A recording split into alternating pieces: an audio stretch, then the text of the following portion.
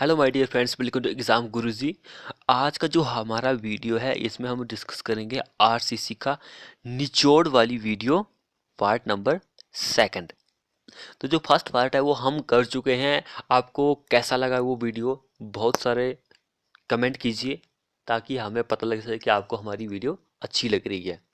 और उस mock test का आपको जो मॉक टेस्ट है वो आपको वीडियो के नीचे लिंक मिल जाएगा, उस पर जाकर आप उस मॉक टेस्ट को भी लगा सकते हैं। जो हमने फर्स्ट मॉक टेस्ट वीडियो में आपको करवाया उसके रिलेटेड ही मैं क्वेश्चन का मॉक टेस्ट आपके लिए लेके आता हूँ।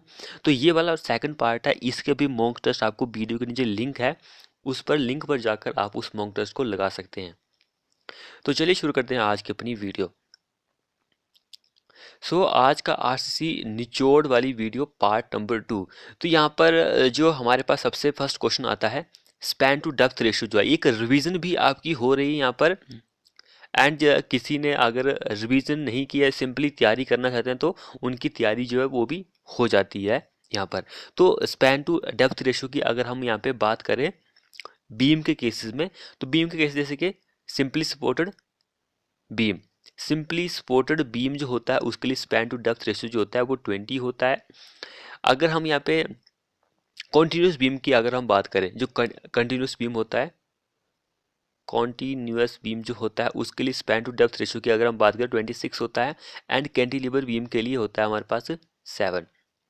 अब इन केस ऑफ अगर हम वन वे स्लैब की बात करें, वन वे स्लैब में हमारे पास सिंपली सपोर्टेड स्लैब आ जाता है, तो उसके लिए स्पैन टू डेप्थ रेशियो होता है वो 30 होता है।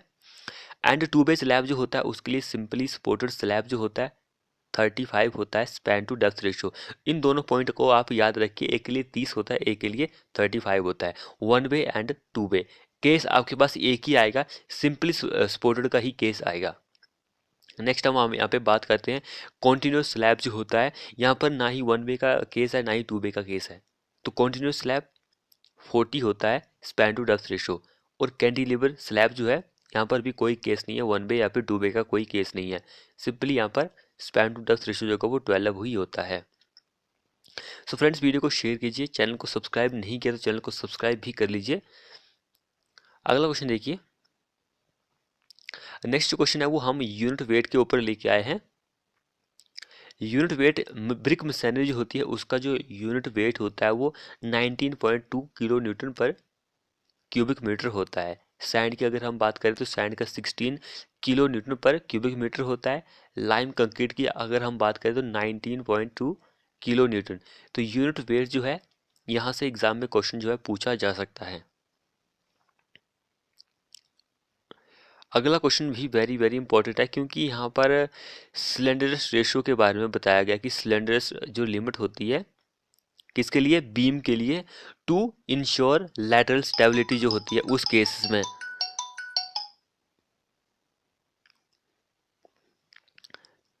तो इससे क्या होता है कि लैटरल स्टेबिलिटी जो होती है उसको इंश्योर करती है स्लेंडरनेस लिमिट जो होती है वो। तो अब यहाँ पे दो केसेस आते हैं हमारे पास।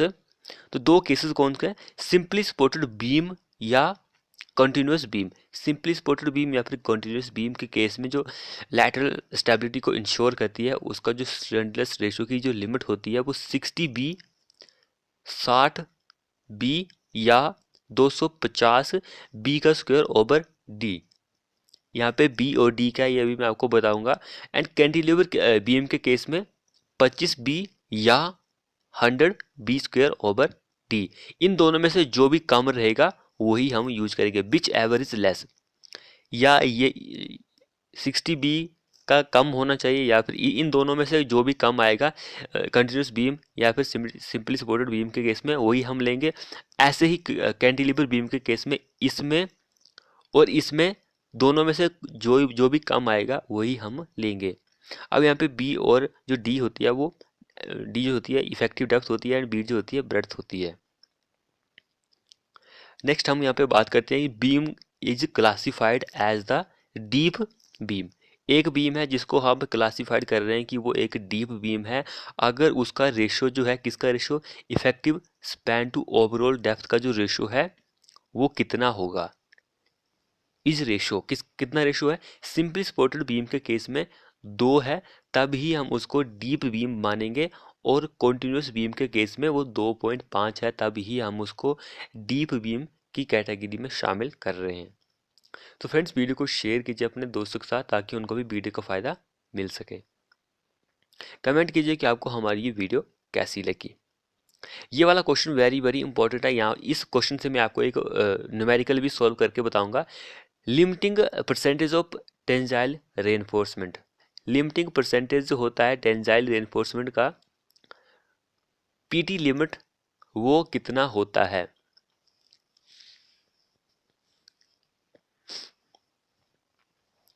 तो वो 250 ग्रेड के लिए M20 के केस में 1.758 न्यूटन पर एम स्क्वायर। तो ये केसेस आप देख लीजिए। तो अगर आपको ये वाला नहीं पता है तो आप इसको कैलकुलेट कर सकते हैं। तो ये कैलकुलेट कैसे आपको करना है? ये कैलकुलेट करना है आपको फॉर्मूले से। पीटी लिमिट ये वाला फॉर्मूला है, वैल्यू आपको इसमें पुटअप कर देनी है। आप इस वैल्यू को फाइंड आउट कर सकते हैं। अगर आपके पास M20 रेशो दिया गया है एंड ग्रेड जो दिया गया है स्टील का 250 दिया गया है, M25 मान के चलते हैं, हम M25 मान के चलते हैं, एंड FI नंबर जो ग्रेड ऑफ स्टील दिया गया वो 250 दिया गया है। तो आपको वैल्यू जो है वो फाइंड आउट करनी है। तो कैसे आप फाइंड आउट करेंगे ये मैं आपको बताता हूँ अभी। जब भी आपको पीटी लिमिट की वैल्यू फाइंड आउट करनी है, percentage of tensile steel find out करना है, तो आपके पास जो एक्सयू मैक्स जो होता है वो भी आपको पता होना चाहिए कि कौन से स्टील ग्रेड के लिए एक्सयू मैक्स कितना होता है। तो एक्सयू मैक्स की वैल्यू यहाँ पर गिवन है। एक्सयू मैक्स 0.53 डी, ये FE 250 के लिए होता है। 0.48 डी वो FE 415 के लिए होता है। 0.46 डी जो होता है वो FE 500 ग्रेड के लिए होता है। यील्ड स्ट्रेस जो होता है FY यानी कि FE 250 के लिए 250 न्यूटन पर mm स्क्वायर इसकी वैल्यू होती है। ये तो सभी को ही पता है। ये 415 न्यूटन पर mm स्क्वायर, 500 न्यूटन पर mm स्क्वायर। तो ये फॉर्मूला है। इस फॉर्मूले से आप ये जो वैल्यू है ये निकाल सकते हैं।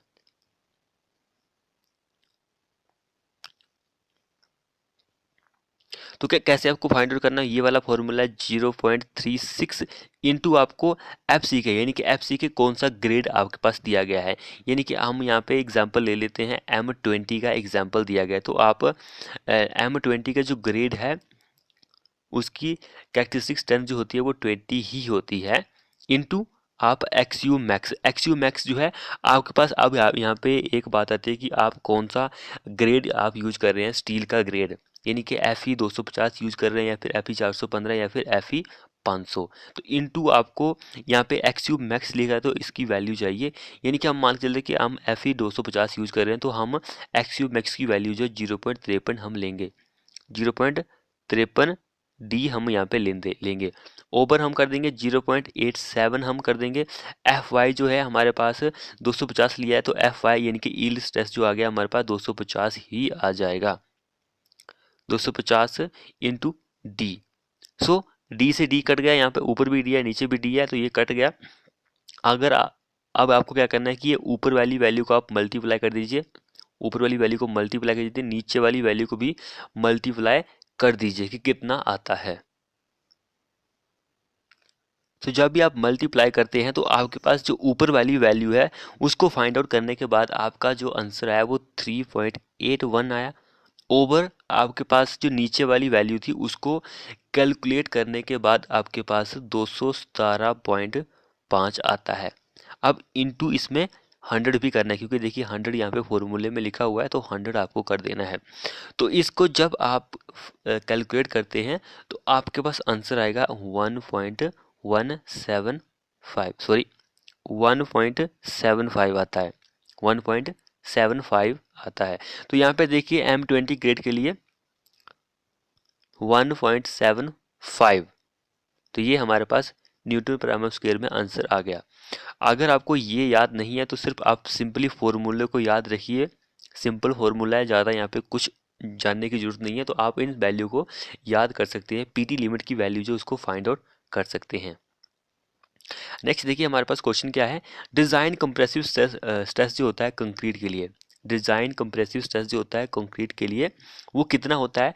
वो 0.67 टाइम्स ऑफ FCK होता है। यानी कि एफसी के कैरेक्टरिस्टिक कंप्रेसिव स्ट्रेंथ जो होती है कंक्रीट की, उसका 0.67 गुना होता है।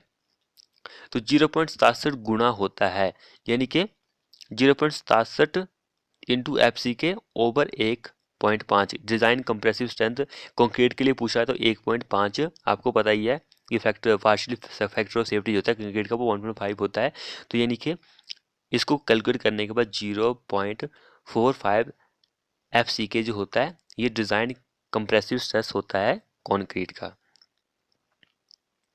नेक्स्ट हम यहाँ पे बात करते हैं कि मूवमेंट ऑफ रेजिस्टेंस, यानी कि एमयू लिमिट जो होती है वो आपको कैसे फाइंड आउट करना है। एमयू लिमिट को फाइंड आउट करने के दो फॉर्मूले होते हैं। एक फार्मूला बहुत ही लेंथी है, जो कि फार्मूला मैंने यहाँ पे लिखा हुआ है, ये वाला फार्मूला देखिए, ये बहुत ही लेंथी फार्मूला है। इस फार्मूले से आप कंफ्यूज हो जाएंगे। सिंपल फार्मूला है, मैं इस फार्मूले को आपको बताता हूँ। तो ये वाली वैल्यू आती है, ये वैल्यू है एफ ई 415 के लिए लिखी हुई है मैंने यहाँ पर। तो सिंपल फार्मूला जो है वो ये वाला है। यहाँ पर आपको क्या करना है कि सिंपली अगर आपके पास एग्जाम्पल दिया हुआ है कि आप एम यू लिमिट जो है उसको फाइंड आउट कीजिए। हमारे पास ग्रेड दिया गया है, M20 का ग्रेड दिया गया है, एंड जो स्टील का ग्रेड दिया गया है वो FE 250 दिया गया है। तो आपको क्या करना है कि FE 250 के लिए दिए गए, तो FE 250 के लिए जो हम एम यू लिमिट की वैल्यू फाइंड आउट करते हैं वो ये वाला फॉर्मूला हम उठाएंगे, 0.148 इंटू एफ सी के, यानी कि एफ सी के हमारे पास M20 ग्रेड दिया गया है, तो इसका एफ सी के होता है 20 किलो न्यूटन पर मीटर स्क्वायर होता है, mm स्क्वायर। तो ये इसको आप मल्टीप्लाई कर देंगे इंटू बी इंटू डी का स्क्वायर। बी और डी हमारे पास यहाँ पे गिवन नहीं है, अगर गिवन होगा तब हम वैल्यू पुटअप कर देंगे, लेकिन सिंपली अभी हम इसको छोड़ देते हैं। तो जो भी हमारे पास आंसर आएगा वो आंसर आ जाएगा, वही हमारे पास ये वाली वैल्यू आ जाएगी। इसको जब भी हम कैलकुलेट करेंगे, यहाँ पर हमारे पास एफ ई 415 के लिए दिया गया है, तो हम यहाँ पे क्या करते हैं कि एफ ई 415 का ही एग्जाम्पल ले लेते हैं। यहाँ पर एफ ई 415 का ही एग्जाम्पल ले लेते हैं, तो 0.138 इंटू M20 का ही ग्रेड हम ले लेते हैं, तो एफ सी के 20 आ गया हमारे पास। इसको हम जब फाइंड आउट करते हैं तो हमारे पास 2.76 आ जाएगा। 2.76 M20 की एम यू लिमिट की वैल्यू आ गई बी डी स्क्वेयर। तो ये बिल्कुल करेक्ट। इस फॉर्मूले से आप इस फॉर्मूले को रहने दीजिए, अगर एग्जाम में पूछ जाए कि ये फॉर्मूला किसका है, तब आपको पता होना चाहिए कि ये फॉर्मूला जो है एम यू लिमिट का है। लेकिन ये वाला फॉर्मूला जो है सिंपल है, इस फॉर्मूले से आप एम यू लिमिट को फाइंड आउट कर सकते हैं। फ्रेंड्स, वीडियो को शेयर कीजिए अपने दोस्तों के साथ, ताकि उनको भी वीडियो का फ़ायदा मिल सके। नेक्स्ट देखिए, यहाँ पर रेनफोर्समेंट जो होती है बीम में, टेंशन के केस में मिनिमम होती है AST over BD equal to 0.85 over FY। तो ये हम बीम में मिनिमम रेनफोर्समेंट जो होती है ये हम फाइंड आउट कर सकते हैं इससे कि इतनी कितनी रेनफोर्समेंट आएगी, जैसे कि 0.85 ओवर FY, यानी कि यील्ड स्ट्रेंथ कौन सी होगी, यानी कि कौन सा ग्रेड ऑफ स्टील हम यूज़ कर रहे हैं, FE 250 यूज़ कर रहे हैं, या फिर FE 415 हम यूज़ कर रहे हैं, या फिर FE 500 हम यूज़ कर रहे हैं। तो उसके अकॉर्डिंग ही हम यहाँ पे, जैसे कि FE 250 हम यूज़ कर रहे हैं, तो इसको फाइंड आउट करने के बाद जो भी आएगा वही मिनिमम स्टील हम यूज़ करेंगे। नेक्स्ट हम मैक्सिमम स्टील टेंशन की बात करें कि मैक्सिमम टेंशन रेनफोर्समेंट जो होती है बीम में वो 0.04 BD या फिर 4% ऑफ क्रॉस सेक्शनल एरिया, इतना हम प्रोवाइड करते हैं। नेक्स्ट हम कंप्रेशन के केस की अगर बात करें, तो कंप्रेशन के केस में मैक्सिमम जो होती है वो इतनी ही होती है, 0.04 BD होती है। साइड रेनफोर्समेंट जो होती है उसको हम कब प्रोवाइड करते हैं, अगर हमारा एरिया जो है वो 750 से एक्सीड हो जाए तब, तो वो should not less than 0.1% of web area, इतनी हम प्रोवाइड करते हैं। बोथ साइड में हम प्रोवाइड करते हैं। शेयर रेनफोर्समेंट की अगर हम बात करें तो शेयर रेनफोर्समेंट भी हम इतनी ही प्रोवाइड करते हैं। नेक्स्ट हम टॉलरेंस की बात करते हैं कि जब आप रेनफोर्समेंट को प्लेस करते हैं तो उसमें टॉलरेंस जो होती है वो कितनी होती है। अगर हमारी इफेक्टिव डेप्थ जो है वो 200 mm तक है या फिर उसके नीचे यानी कि लेस देन है 200 mm, तब हम प्लस माइनस 10 mm की टॉलरेंस रखते हैं अगर हमारा इफेक्टिव डेप्थ जो है 200 mm से ग्रेटर देन है तो हम ±15 mm की टॉलरेंस जो है उसको रखते हैं। नेक्स्ट क्वेश्चन जो है वो भी वेरी वेरी इंपॉर्टेंट है। डिजाइन बाउंड स्ट्रेस जो होता है वो एक वर्किंग स्ट्रेस मेथड के केस में होता है, एक लिमिट स्टेट मेथड के केसेस में होता है। ये पॉइंट आप याद रखिए। यहाँ पर देखिए टेंशन का केस बताया गया है, नीचे मैं आपको कंप्रेशन के केस में भी बताऊंगा कि डिजाइन बाउंड स्ट्रेस जो होता है कंप्रेशन के केस में कितना होता है। टेंशन के केस में यहाँ पे देखिए प्लेन स्टील बार के लिए, इनके प्लेन स्टील बार इनके माइल्ड स्टील बार बोला गया है, तो M20 के लिए इतना होता है, M25 के लिए 0.9 होता है, M30 के लिए 1 होता है, एंड 35 के लिए 1.1 होता है, M40 के लिए 1.2 होता है, उसके ग्रेटर देन के लिए भी 1.2 ही होता है। अब यहाँ पे HYST बार के लिए पूछा गया है कि कितना होता है। HYST बार या फिर टोर बार के लिए M20 के लिए 1.28 होता है, M25 के लिए 1.144 होता है, सॉरी, M30 के लिए 1.60 होता है। ऐसे ही इसके लिए भी ये होता है। यहाँ पर मैंने आपको टेंशन के बारे में बताया कि फॉर टेंशन के केस में ये होता है। नेक्स्ट हम यहाँ पे कंप्रेशन के बारे में बात करते हैं कि कंप्रेशन के लिए कितना होता है।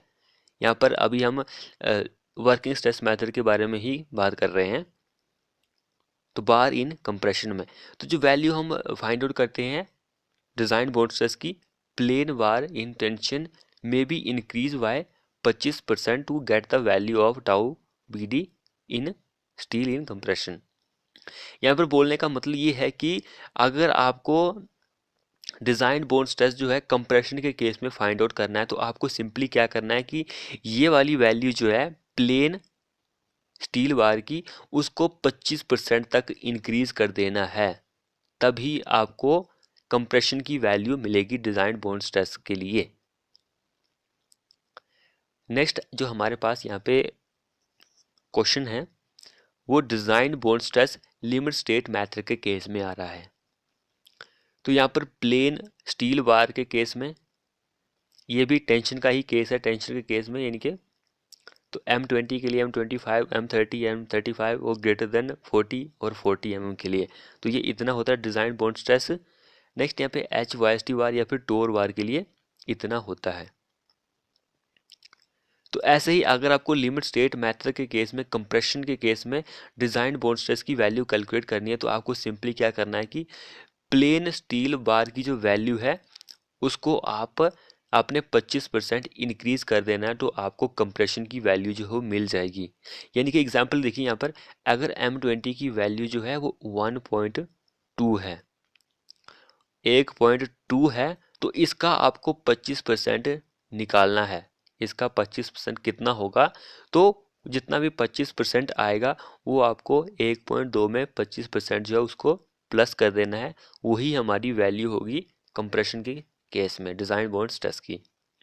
तो फ्रेंड्स ये थे हमारे क्वेश्चंस, एग्जाम के पॉइंट ऑफ व्यू से काफ़ी ज़्यादा इंपॉर्टेंस है। तो जितना हो सके वीडियो को अपने दोस्तों के साथ शेयर कीजिए ताकि उनको भी वीडियो का फ़ायदा मिल सके, और चैनल को सब्सक्राइब नहीं किया तो चैनल को भी सब्सक्राइब कीजिए ताकि आपको इसी तरह की लेटेस्ट वीडियो मिलती रहे, और कमेंट कीजिएगा हमको आपको ये हमारी वीडियो कैसी लगी। थैंक यू फ्रेंड वीडियो देखने के लिए।